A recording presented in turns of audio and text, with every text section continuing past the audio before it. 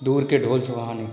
सुहानी आज बहुत खुश थी क्योंकि उसके पति विक्रम का तबादला उसके शहर यानी मायके में ही हो गया था।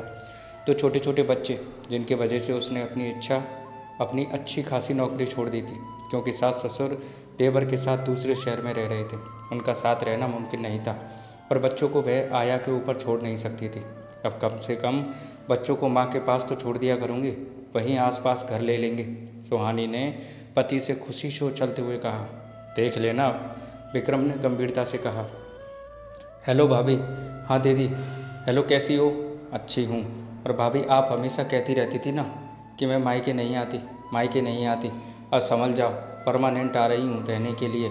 आ जाओ, नंदोई जी भेजेंगे क्या तुमको? भाभी ने जोर का ठहाका लगाते हुए कहा। नहीं, बिल्कुल नहीं, मगर अब यह भी आ रहे हैं। मतलब यह है कि इनका तबादला वहीं हो गया है तो वहीं आ रहे हैं हम सब। अच्छा। अब भाभी के स्वर में उदासी आ चुकी थी। विक्रम तो कह रहे थे कि पहले घर देख लेते हैं फिर चलेंगे, मगर मैंने कहा कि आप घर देखते रहना, मेरा घर तो है। सुहानी अपनी लय में हंसते हुए कही जा रही थी। भाभी चुपचाप सुन रही थी, मानो साफ सूंघ गया हो उन्हें। एक मिनट सुहानी दीदी, तुम्हारे भैया ऑफिस जा रहे हैं, उनका लंच दे दूँ और यह खुशखबरी भी सुना दूँ, कहकर भाभी ने फ़ोन रख दिया। हो गई बात ननंद भाभी की? उधर से आवाज़ आई। हाँ हो गई, इंतज़ाम कर लो, परमानेंट रहने के लिए आ रही है तुम्हारी बहन, बच्चे और उनके पतिदेव। भाभी ने क्रोध भरे स्वर में कहा।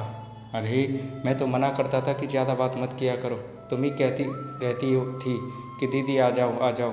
अब भुगतो, भैया ने गुस्से से कहा। सुनो जी, कहीं तुम्हारी बहन घर में हिस्सा ना मांग ले, भाभी ने चिंतित स्वर में कहा। घर को मारो गोली, तुमको काम ना करना पड़ेगा, भैया ने धम्म से कुर्सी पर बैठते हुए कहा। सुनकर सुहानी की आंखों में आंसू आ गए।